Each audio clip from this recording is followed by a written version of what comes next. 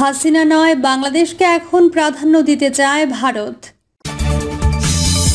এবং সর্বশেষ জানাবো, নির্বাচনী জোটের রূপরেখা নিয়ে কাজ করছে বিএনপি।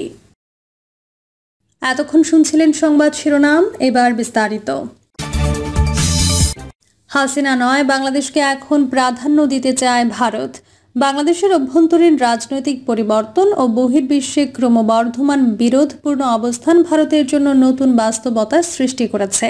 শেখ হাসিনার পতনের পর ভারত যে রকম দ্রুততার সাথে ইউনূস নেতৃত্বাধীন অন্তর্বর্তী সরকারকে স্বীকৃতি দিয়েছে, তা তাদের কূটনৈতিক দোদুল্যমনতারই প্রতিফলন।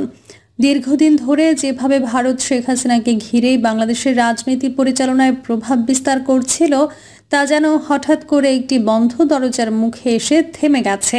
অথচ এখন ভারত এতদিন পর্যন্ত আওয়ামী লীগকেই বাংলাদেশে একমাত্র ভরসাযোগ্য এবং নিরাপদ রাজনৈতিক শক্তি হিসেবে দেখে এসেছে।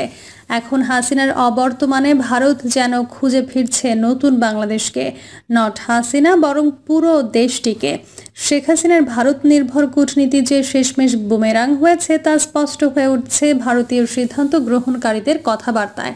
ঢাকায় তার ফেরা নিয়ে দিল্লি এখন সম্পূর্ণ নীরব। তবে এই নীরবতা নিছক কৌশলগত, কারণ দিল্লি তাকে সাবেক প্রতিভকে ফেরত পাঠানোর কথা একদিকে উপেক্ষা করছে, অন্যদিকে তাকে সরাসরি মুখ খুলতেও দিচ্ছে না। এমনকি তার ঘনিষ্ঠ নেতাদের সঙ্গে সাক্ষাৎও ভেস্তে যাচ্ছে। সাবেক পররাষ্ট্রমন্ত্রী হাসান মাহমুদের 3 সপ্তাহ ধরে দিল্লিতে বসে থেকেও হাসিনার সঙ্গে সাক্ষাৎ করতে না পারাটা কূটনীতিক মহলে প্রবল বার্তা বহন করছে।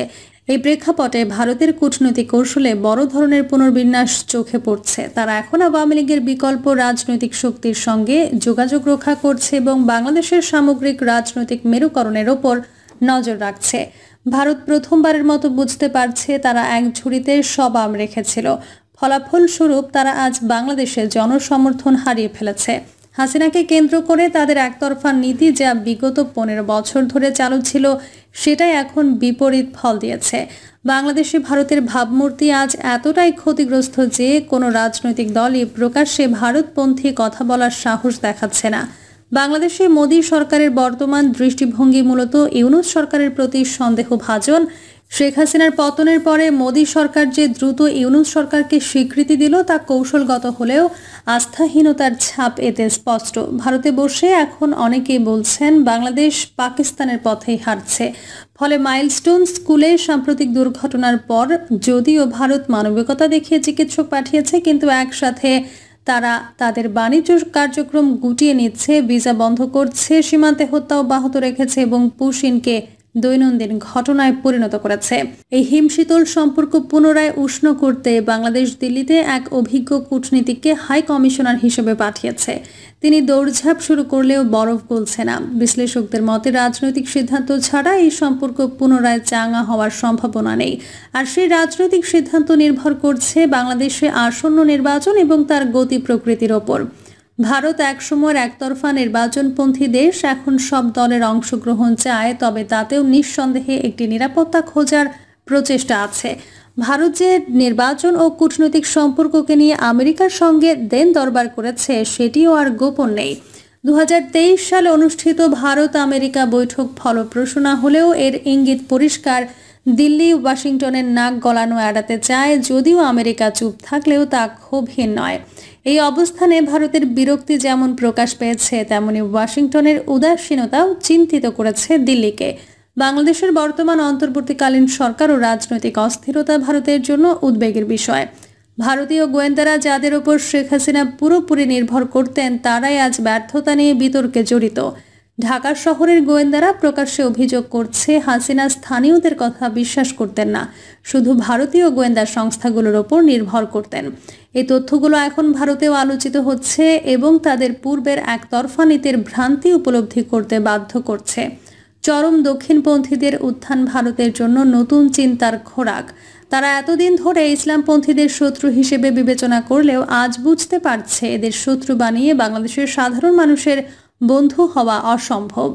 কারণ আজকের বাংলাদেশে ভারত বিরোধিতা একটি সামাজিক বাস্তবতায় পরিণত হয়েছে। জনগণ বিশ্বাস করছে ভারত শুধুই স্বার্থপর মিত্র ছিল, সত্যিকারের বন্ধু নয়। এমনকি ভারতকে ইসলাম ও মুসলিম বিশ্বের শত্রু বলেও একাংশের মন্তব্য পাওয়া যাচ্ছে। ভারতের প্রতি এই ঘৃণা শুধু রাষ্ট্রীয় নয়, বরং এখন সাংস্কৃতিক এবং ধর্মীয় আবেগের স্তরেও পৌঁছে গেছে। এই পরিস্থিতিতে ভারত দুই ধরনের কৌশল নিচ্ছে। একদিকে হাসিনার সঙ্গে সম্পর্ক ছিন্ন করে ফেলেছে, অন্যদিকে বিকল্প শক্তিকে পরোক্ষ সমর্থন দিয়ে সম্পর্ক রক্ষা করার চেষ্টা করছে। কিন্তু প্রশ্ন উঠছে, এই বিকল্প কারা? বিএনপি, জাতীয় ঐক্য ফ্রন্ট, নাকি কোনো নতুন উদীয়মান রাজনৈতিক শক্তি, অথবা কি ভারত আবারও মির্জাফর সৃষ্টির পুরনো ফর্মুলায় ফিরে যাচ্ছে? কিছু রাজনৈতিক বিশ্লেষক বলছেন, ভারত হয়তো এমন একটি নতুন নিরপেক্ষ শক্তিকে খুঁজছে যাকে ভোট ছাড়াই ক্ষমতায় বসানো সম্ভব হবে, যেন নির্বাচন একটি নাটক হয় আর আসল সিদ্ধান্ত হয় দিল্লির টেবিলে। তবে এটা নিশ্চিত, ভারতের কৌশল যতই পাল্টাক না কেন, বাংলাদেশের জনগণের মন জয় করতে হলে তাদের ভাবনার আমূল পরিবর্তন আনতে হবে। সম্পর্কের ভিত্তি হতে হবে সমতা, পারস্পরিক শ্রদ্ধা এবং স্বার্থ রক্ষা। শুধু একটি দলকে সমর্থন করে গোটা একটি দেশের জনগণের স্বার্থকে অগ্রাহ্য করলে তা দীর্ঘমেয়াদে কখনোই ফলপ্রসূ হবে না। আজ ভারত এটাই উপলব্ধি করছে। বাংলাদেশের সামনের মাসগুলো রাজনৈতিক দিক থেকে সংকটময় হতে চলেছে। ভারত যদি সত্যিই বাংলাদেশকে চায়, তাহলে তাদের কৌশলিক অংশীদার নয়, একটি সার্বভৌম স্বাধীন দেশের প্রতি বন্ধুসম মনোভাব নিয়ে এগোতে হবে। শেখ হাসিনা এখন ইতিহাস, বাংলাদেশ তার নতুন সত্য।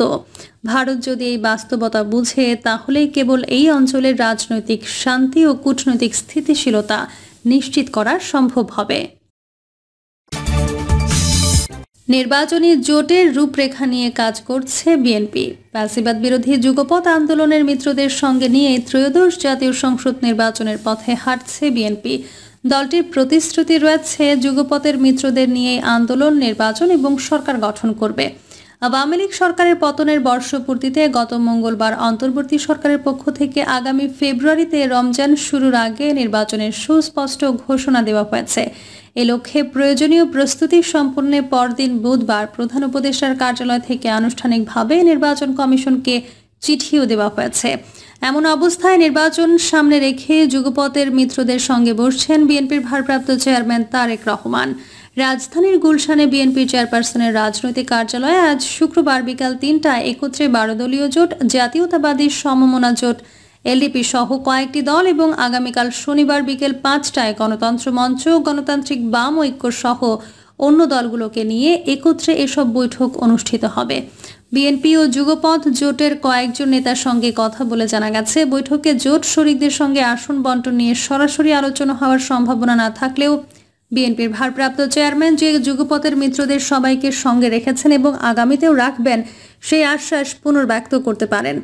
একই সঙ্গে ফ্যাসিবাদ বিরোধী দীর্ঘ আন্দোলন সংগ্রামে রাজপথে থেকে ত্যাগ স্বীকার করায় মিত্রদের আনুষ্ঠানিকভাবে ধন্যবাদ জানাবেন এবং ফ্যাসিবাদ বিরোধী বিদ্যমান ঐক্য অটুট রাখার ওপরও গুরুত্ব আরোপ করবেন। তবে জোটের কোনো নেতা এও বলছেন, প্রধান উপদেষ্টা তার ঘোষণার মধ্য দিয়ে যেহেতু আগামী ফেব্রুয়ারিতে নির্বাচন অনুষ্ঠানের সুস্পষ্ট বার্তা দিয়েছেন এবং দেশও ধীরে ধীরে নির্বাচনমুখী হচ্ছে, সেক্ষেত্রে শরিকদের নির্বাচনের প্রস্তুতির বিষয়টিও বিএনপির বিবেচনায় নেওয়া উচিত, যাতে করে প্রার্থীরা মাঠে কাজ করতে এবং নির্বাচনের প্রয়োজনীয় প্রস্তুতি নিতে পারেন। অবশ্য বিএনপি সূত্রে জানা গেছে, চলতি সপ্তাহের মধ্যে যুগপথের মিত্রদের সঙ্গে আসন বন্টন নিয়েও বিএনপির প্রাথমিক আলোচনা শুরু হতে পারে। সম্প্রতি বিএনপির পক্ষ থেকে মিত্রদের অনেকের কাছে আসনের তালিকা চাওয়া হয়েছে। মূলত এই বৈঠকে মিত্রদের পক্ষ থেকে তাদের প্রত্যাশিত আসনের তালিকা বিএনপিকে দেওয়া হবে। নির্বাচনের তফসিলের পর মিত্রদের আসন বন্টনের বিষয়টি চূড়ান্ত হবে।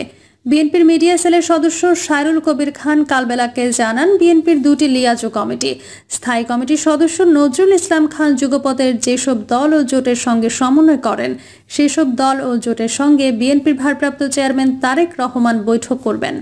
অন্যদিকে স্থায়ী কমিটির আরেক সদস্য আমির খসরু মাহমুদ চৌধুরী যেসব জোট ও দলের সঙ্গে সমন্বয় করেন, তাদের সঙ্গে শনিবার বৈঠক করবেন বিএনপির ভারপ্রাপ্ত চেয়ারম্যান। যুগপথের মিত্রদের সঙ্গে তারেক রহমানের আসন্ন বৈঠক প্রসঙ্গে বিএনপি স্থায়ী কমিটির সদস্য নজরুল ইসলাম খান কালবেলাকে বলেন, আমরা এতদিন একসঙ্গে ফ্যাসিবাদ বিরোধী যুগপথ আন্দোলন করেছি, আজকের এটার একটা পর্যায়ে আমরা উপনীত পাচ্ছি। প্রধান উপদেষ্টা জাতীয় নির্বাচনের একটি সুস্পষ্ট সময়ের কথা বলেছেন, জুলাই ঘোষণাপত্র দিয়েছেন। বৈঠকে এগুলো সহ দেশের সার্বিক পরিস্থিতি নিয়ে কথা হবে।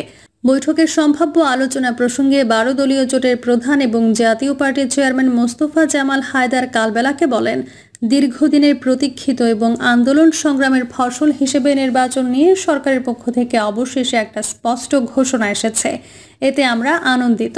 আমি মনে করি আমরা যারা দীর্ঘদিন ধরে রাজপথে ফ্যাসিবাদ বিরোধী লড়াই সংগ্রাম করেছি তাদের সঙ্গে বিএনপির ভারপ্রাপ্ত চেয়ারম্যান একাত্মতা প্রকাশ করবেন। একই সঙ্গে আগামীতেও ফ্যাসিবাদ বিরোধী এই ঐক্য যাতে অটুট থাকে সেটার উপরও তিনি গুরুত্ব দেবেন। বৈঠক প্রসঙ্গে গণতন্ত্র মঞ্চের অন্যতম শীর্ষ নেতা ও বিপ্লবী ওয়ার্কার্স পার্টির সাধারণ সম্পাদক সাইফুল হক বলেন, দেশে একটি নতুন পরিস্থিতি তৈরি হয়েছে। সর্বশেষ পরিস্থিতি নিয়ে হয়তো কিছু আলোচনা হবে। প্রিয় দর্শক, এই ছিল এখনকার সর্বশেষ সংবাদ। আপডেট সব সংবাদ পেতে চ্যানেলটি সাবস্ক্রাইব করে বেল আইকনটি ক্লিক করে রাখুন।